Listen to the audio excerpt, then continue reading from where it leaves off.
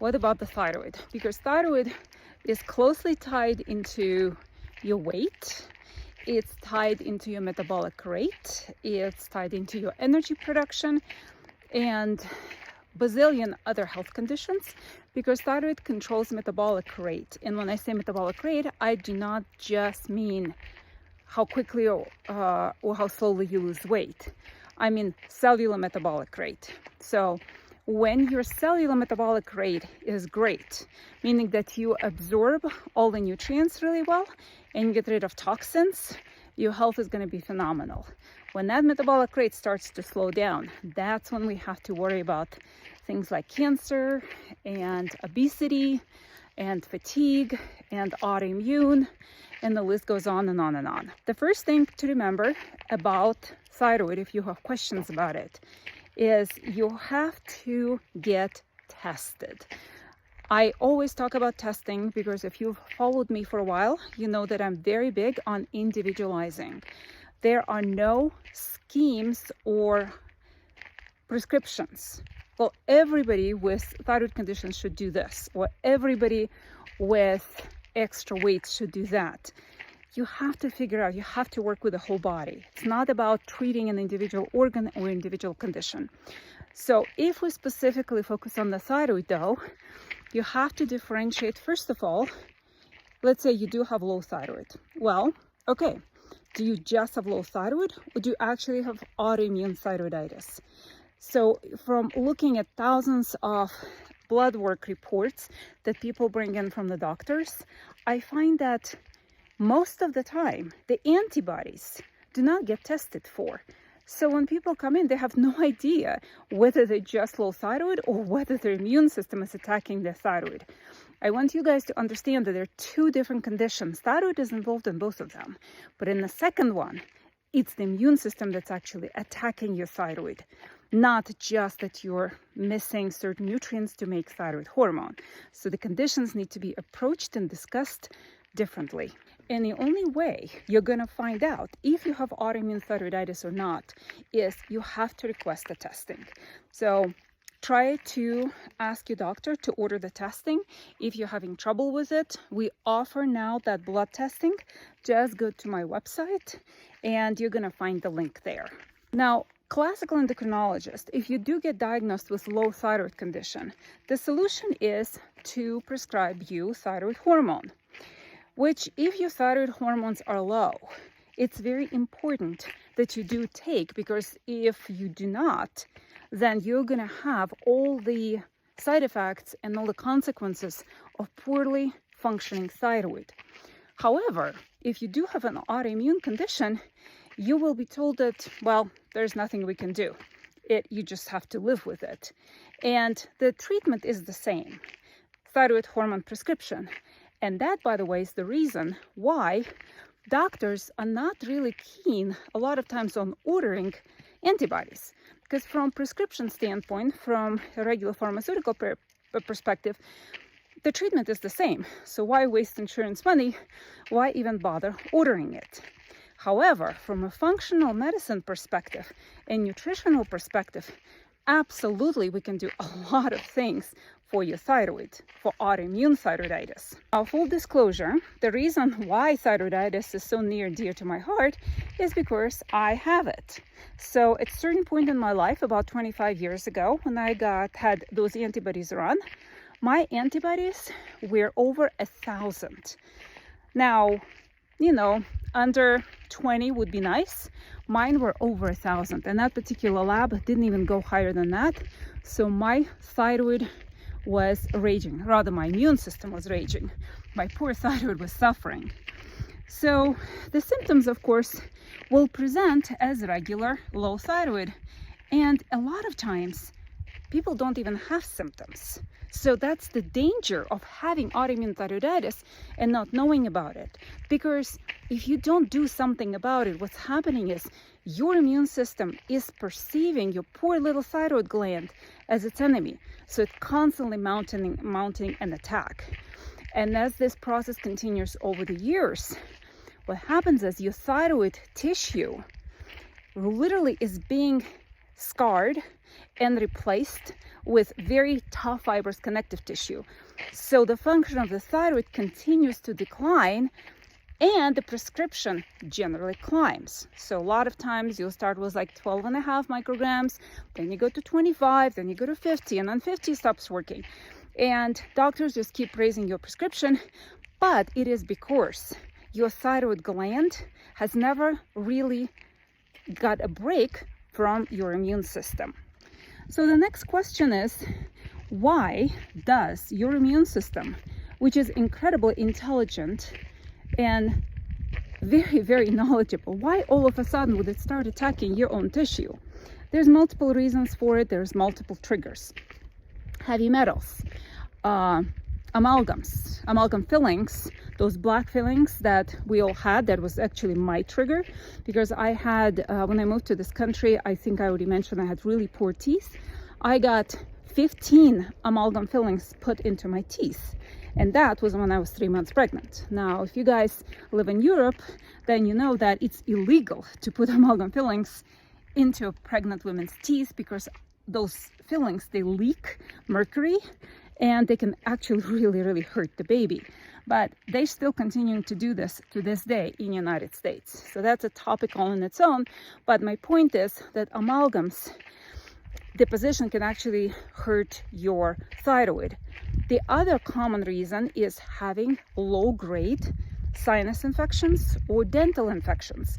Any infection in the head area can potentially be a locus of chronic infection. And so your immune system is getting this message, hey, attack, attack, attack, attack. So it's constantly trying to get rid of the infection.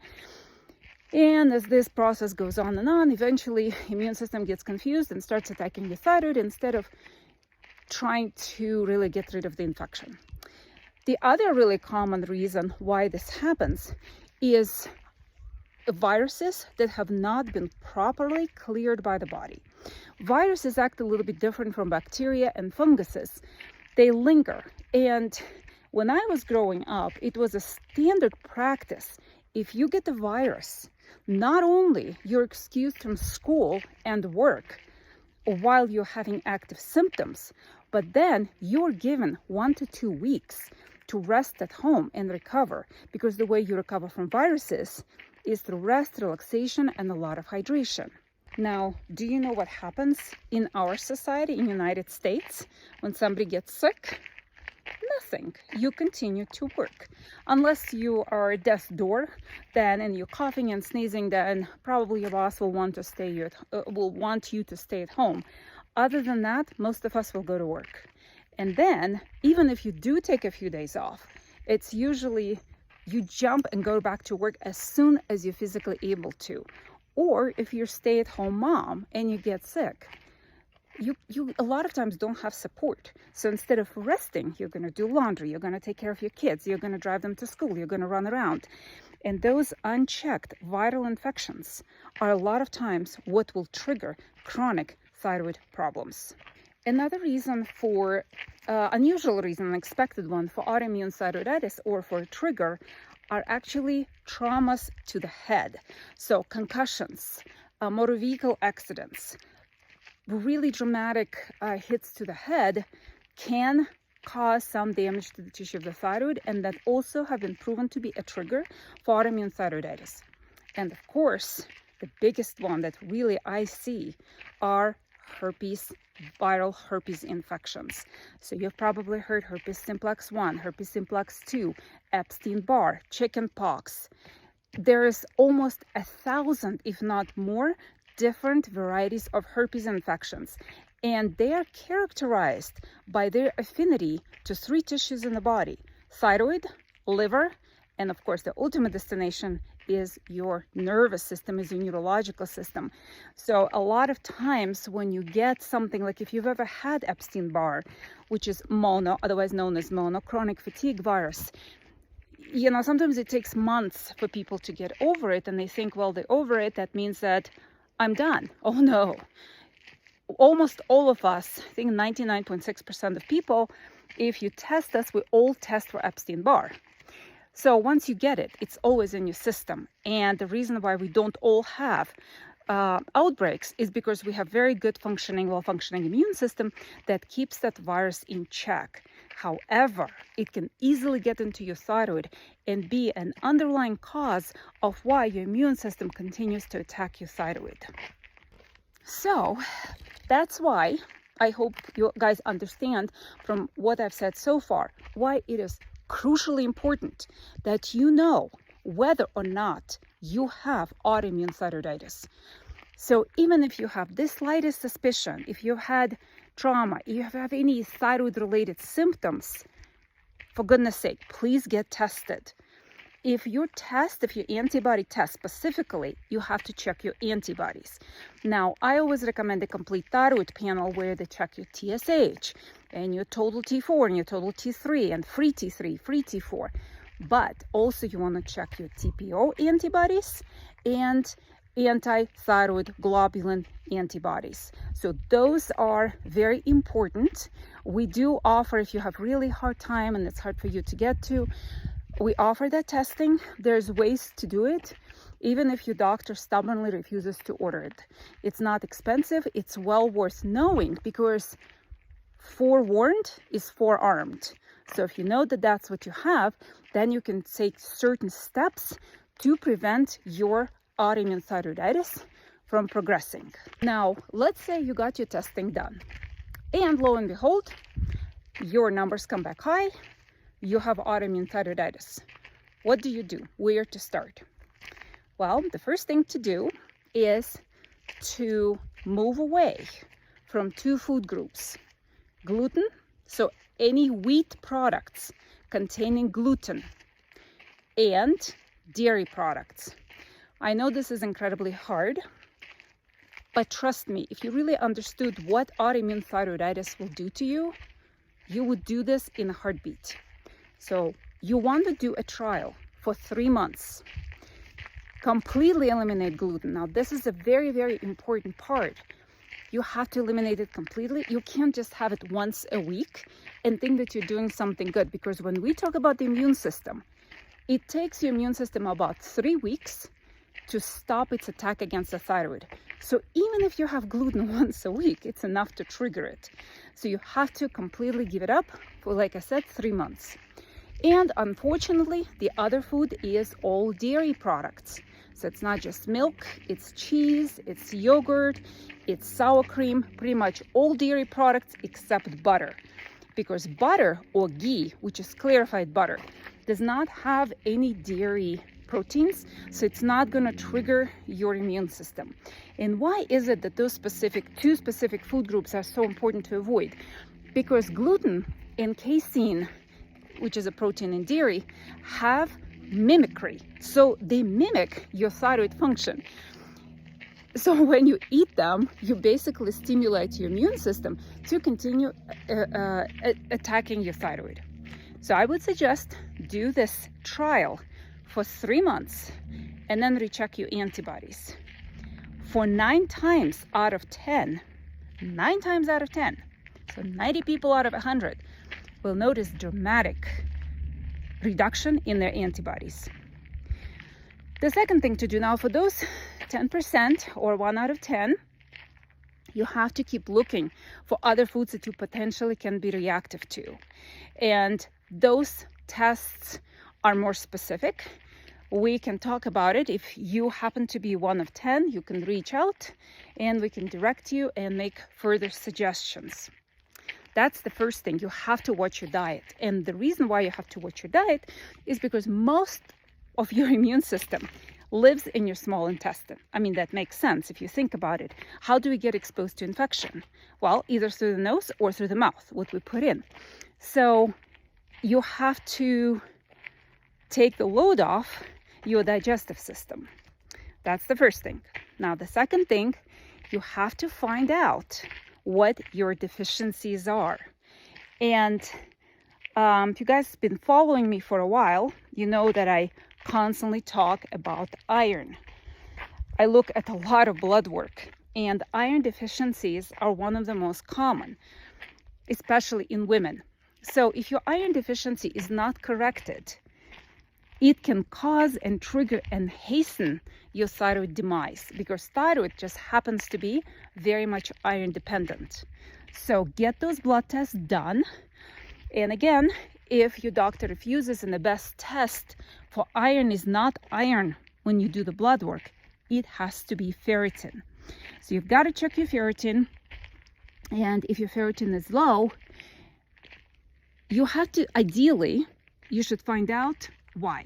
So we always want to look for a cause, not necessarily just taking a supplement.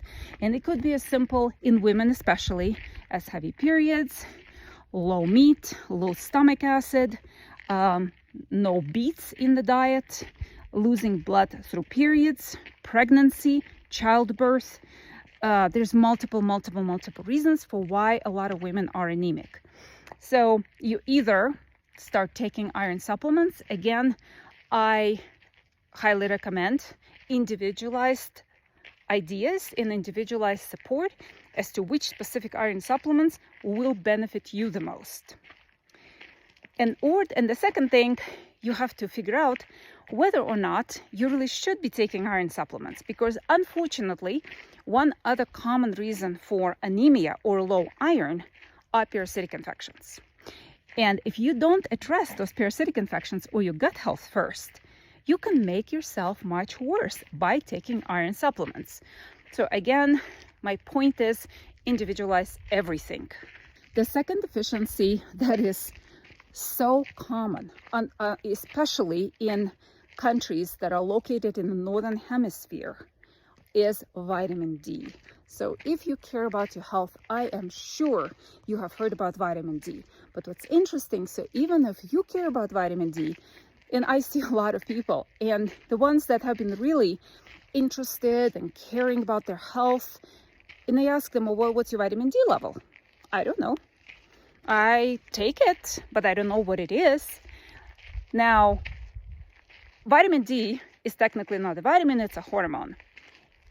And it's fat soluble. So when you take it, it's supposed to accumulate in your body. Just taking it for the sake of taking is not a good idea. You still want it just right. You want it about 75. I prefer mine a little bit higher, again, because I do have a history of Hashimoto's. So I keep mine at about 80 to 90. But the only way you're going to know is to get tested. So I always recommend to people, every time you get your annual blood work, please ask your doctor to order it. If you can't, then you can reach out to the office. We actually offer vitamin D tests that you can do on your own. You can just poke your finger, and it's kind of a dry spot blood testing. So you poke your finger, you put a couple of drops of blood on a blotting paper, you send it in, and the lab sends you the result. But the vitamin D tests ideally should be done every 3 months. The same thing, by the way, for those of you who have kids, applies to children. Because for some reason, people think that it's only relevant to adults. No. Children suffer too. So vitamin D is also very important for kids.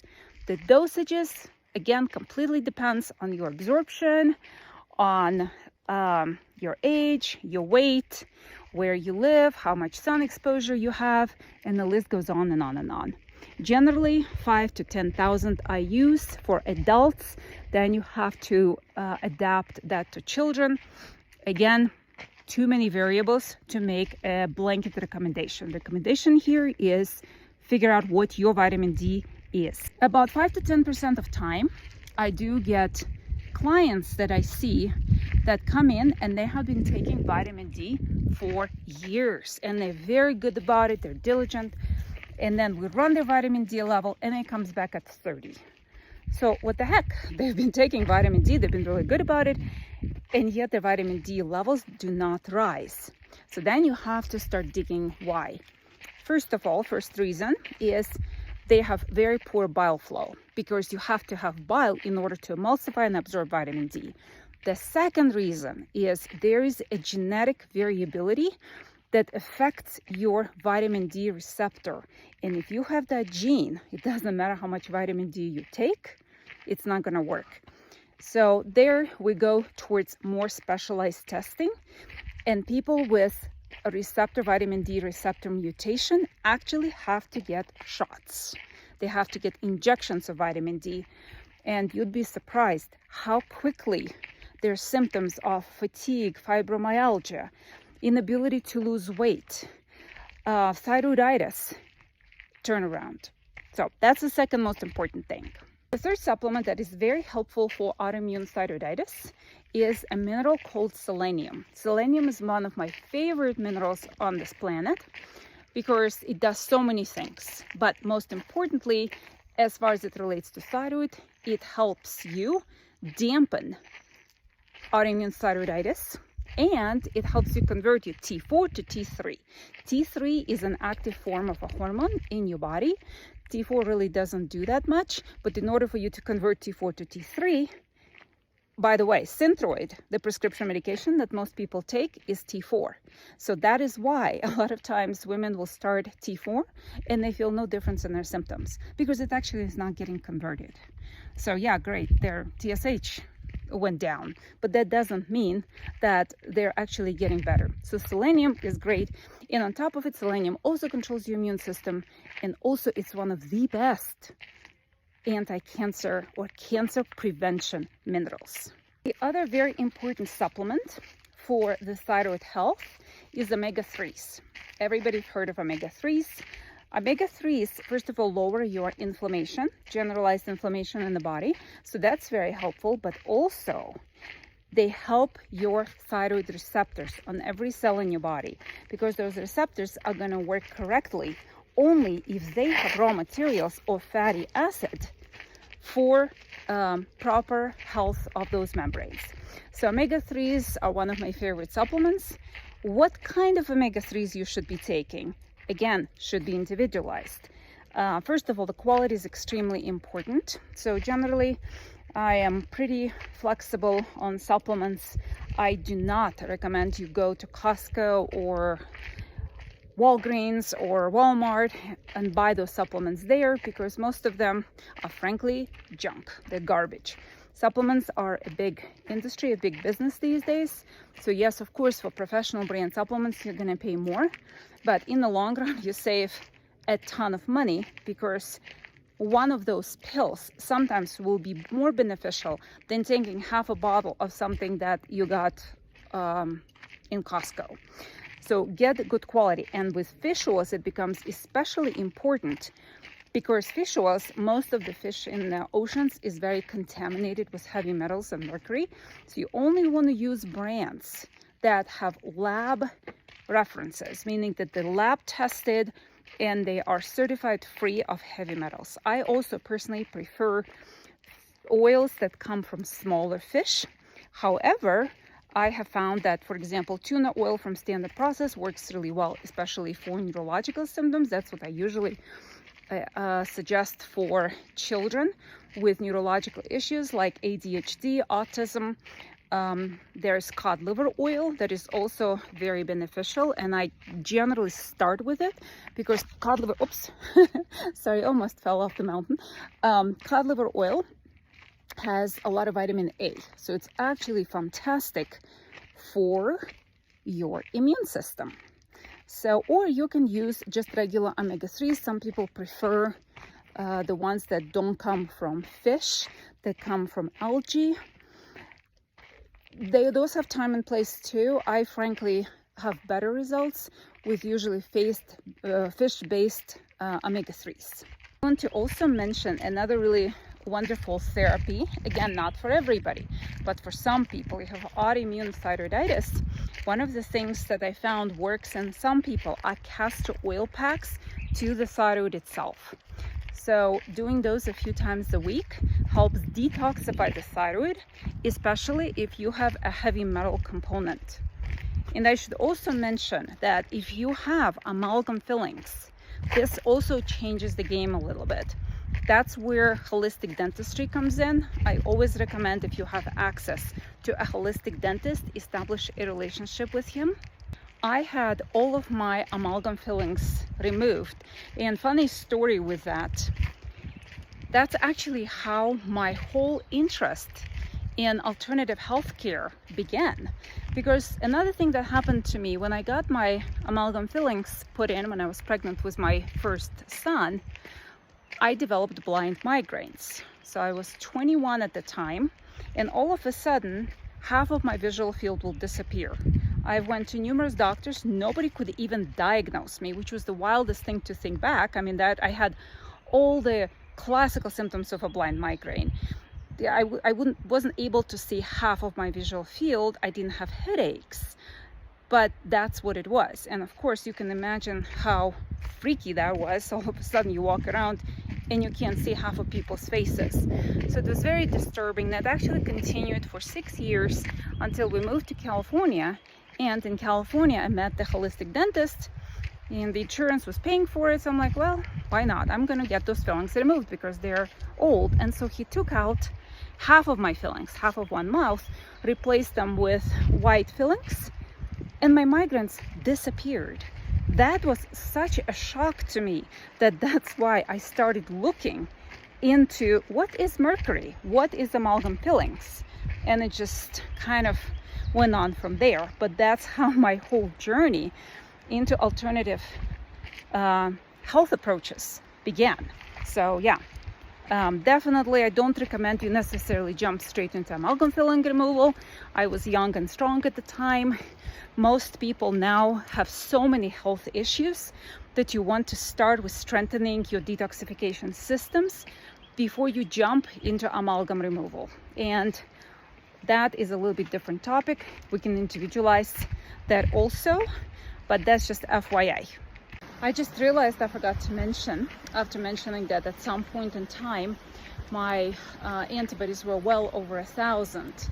So once I was educated, once I got my degree, and I started practicing and I learned about how to work with autoimmune thyroiditis, I was able to reverse my Hashimoto's in about 6 months.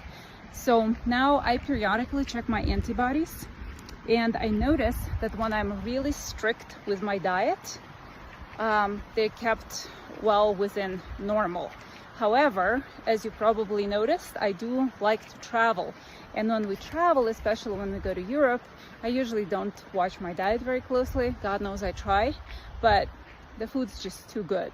So when I fall off the wagon and introduce wheat back in, my antibodies sometimes will jump to about 100, 150, but I find out what my body is missing, change my diet, and they're right back to normal. Hopefully this gave you an overview and understanding of what the words autoimmune thyroiditis or Hashimoto's actually mean to you. If you want further support, please consider running those tests or reaching out. We do offer just the blood testing. I always recommend to get the best overview of what is happening with the body. Check the hair analysis and check the blood. And then I can absolutely help personalize the treatment plan for you. So what you should be eating, what supplements you should be taking, what lifestyle changes you should be making. But we have to have the information to work with.